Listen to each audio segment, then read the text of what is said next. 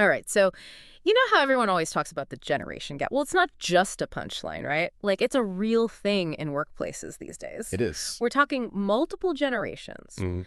all working under one roof and trying to, like, make it all work. Right. And that's what we're diving into today. All those different generations. What makes them tick, how to lead them well. It's like a leadership puzzle, but instead of shapes, it's like decades of life experience. Exactly. And to help us unpack all of this, we've got an expert speaker here with us today. Hi. So instead of just running down a list of birth years, right, which is what a lot of like presentations do, Yeah. let's actually think about the human element here. Like, Right. what are some of the things that really shaped how baby boomers see work? You know, what formed those values? Well, you got to remember, this is the generation that grew up after World War II. Mhm. So there was this huge wave of optimism, like the economy's booming. There's this sense of everyone working together. Right. So stability, loyalty, all that wasn't just like a concept, it was real life. Totally. Yeah. And that's why, even now, boomers often thrive under stable leadership. They want clear roles, and that long-term commitment, it speaks to them. It's different from someone, say, who started their career when the dot-com bubble burst, Oh, for sure. It's like their work ethic is a direct reflection of the world they came up in. Okay, so if that kind of stable leadership is key for boomers, how do you even approach communication styles with them, especially now when everything's digital and fast-paced? It's tricky because while they've adapted, right, face-to-face interaction, that's huge GE for them. And it's not just preference, it's how they build trust. So that quick email I fire off, probably not cutting it? Probably not, no. Think about it. Discussing a new project with a boomer, face-to-face, that could be the difference between them feeling included or totally left out. Huh. You know, I do default to email a lot, thinking it's efficient. Maybe I need to rethink that. Okay, Right. let's shift gears to Gen X for a sec. They've always struck me as the role with its generation, but what really formed their outlook. Gen X is interesting, right? They were the latchkey kids, saw dual-income households become the norm. Maybe had to figure things out a bit more on their own. Makes sense. So that gave them this strong sense of autonomy, but also they're a little wary of, like, traditional hierarchies. Less climb the ladder, more show me my worth. Totally. They're adaptable. I mean, this is the generation that saw PCs and the internet explode.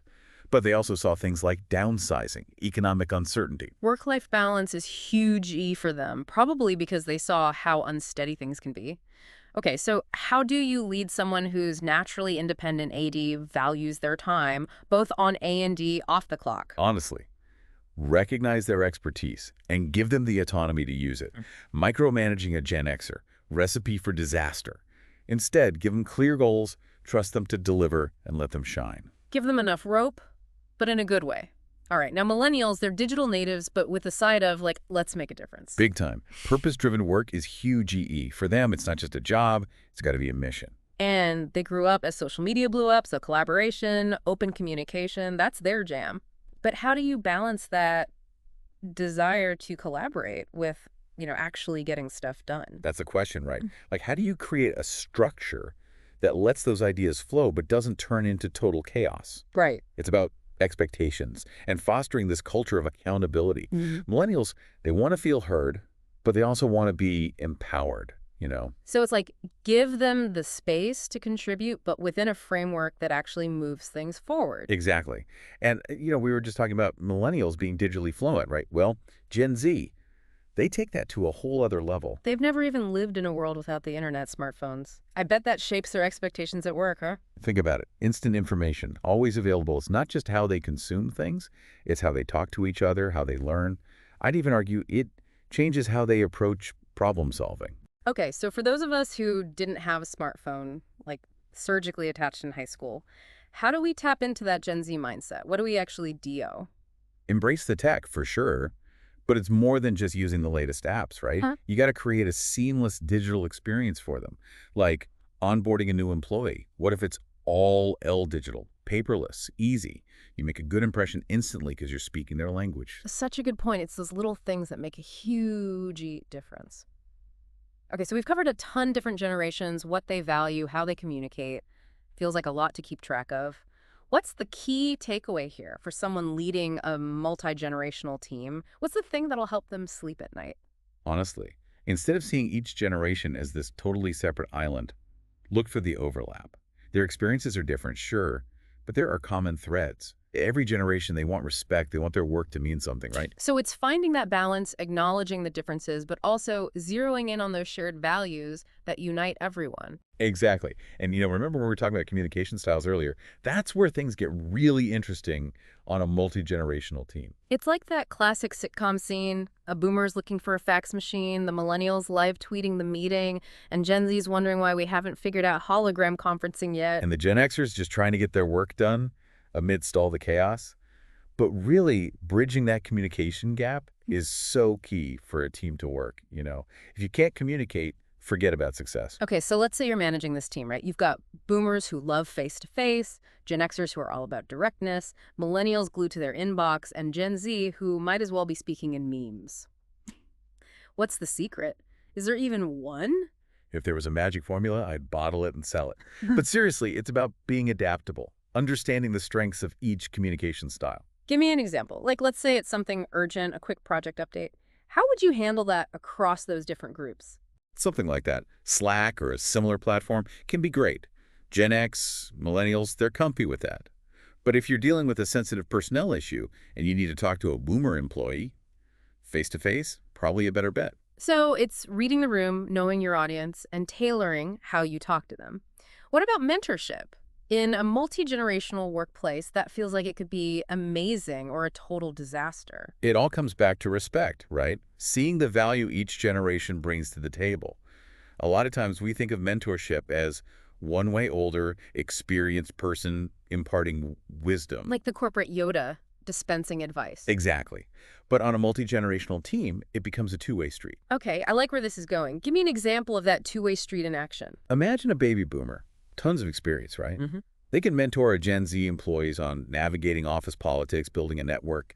But at the same time, that Gen Zer could be showing the boomer how to use social media for marketing or some new project management tool that streamlines their workflow. So it's not just knowledge sharing, it's mutual learning. Everyone benefits. I love that. But let's be real, not every interaction is going to be this perfectly harmonious learning experience. What about conflict?